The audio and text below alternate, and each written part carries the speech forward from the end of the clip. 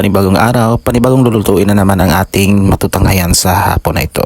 Meron nga pala ako ditong matambaka. So lilinisan natin ito, pagkatapos ay hihiwain natin yung tiyan para makuna natin yung mga tinae o yung mga kinakain niya. So tatanggalan natin ng tinae yan at saka yung hasang. So ang gagawin ko pala dito ay iihawin lamang natin kasi kung itinulang isda hindi na siya masyadong presko, at kung ipapaksyo naman natin kung ipangat konti lang naman siya. Mga 5 piraso na lang naman ito, so iihawin lang natin. Ito lang ang hirap dito kapag nilagay mo sa refrigerator na hindi pa nilinisan, kasi kapag ilalabas mo matigas siya, tapos pag kukunan mo ng tinae o hasang ay parang madudurog yung laman niya dahil sa pagka-frozen niya. So dapat pala pag maglagay tayo ng isda o kahit anumang pagkain sa refrigerator ay dapat pala linisan muna natin bago ito ipasok. Ginawa ko pala dito ay hiniwa ko sa gitna magkabilaan para madaling maluto yung pinakaloob niya. Masarap ito pag naihaw na kasi hindi siya nakakasawa pag inihaw. Pag palagi kasing tinola o paksiw ay parang nakakasawa na rin. So lalagyan na natin ito ng asin. Budburan natin to ng asin at limasin sa kamay para yung asin ay manuot naman sa laman ng matambaka, kasi ang matambaka ay hindi masyadong malasa yung laman niya.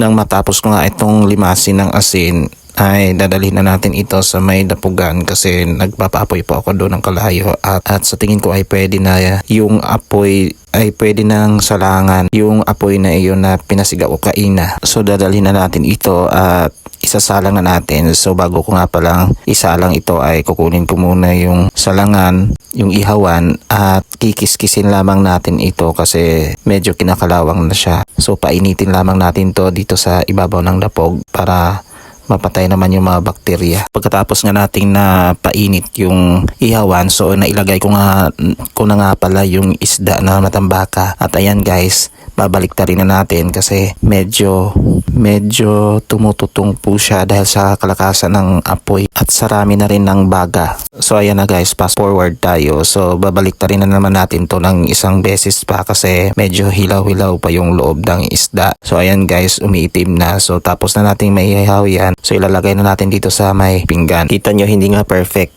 yung pagkaluto natin kasi dumidikit. Ang iba naman medyo sunog yung ibabaw ng isda at ang iba naman ay dumidikit dun sa may salangan. So ayan guys, ang kapares lang naman natin dito ay tuyo mansi lang na may sili. Ito talaga ang pinaka-perfect na kapares na sausawan pag meron kang inihaw na isda, at mas mainam pa nga ito kung meron din mga kamatis o sibuyas, kaso wala tayong kamatis. Meron naman tayong sibuyas, so hindi ko na lang din nilagyan yan. Fast forward tayo guys, so kakain tayo ng hapunan ng maaga kasi meron tayong lakad maya, so naimbitahan nga tayo ng ating mga kaibigan dito lang naman banda sa amin sa may Sitio Ilaya, kung saan inimbitahan tayo na mag-jamming paminsan-minsan kasi parang matagal na rin akong hindi nakapunta dun sa kanila, at matagal na rin, almost 1 year yata na hindi ko sila nakaka-jamming. So napakaganda ng panahon at palubog na nga yung araw. So fast forward tayo guys, so andito na nga ako sa bahay ng aking mga friends.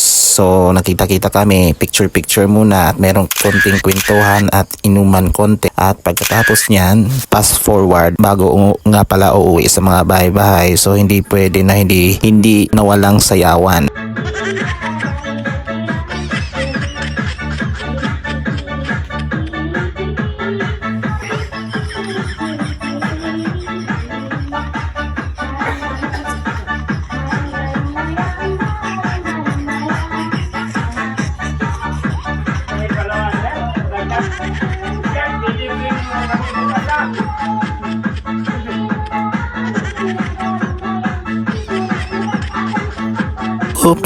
Oops. Teka lang, hindi kami mga lasing dyan. Sadyang ganyan lang talaga kami. Pag meron kaming banding, may sayawan talaga. Para hindi naman boring yung inuman.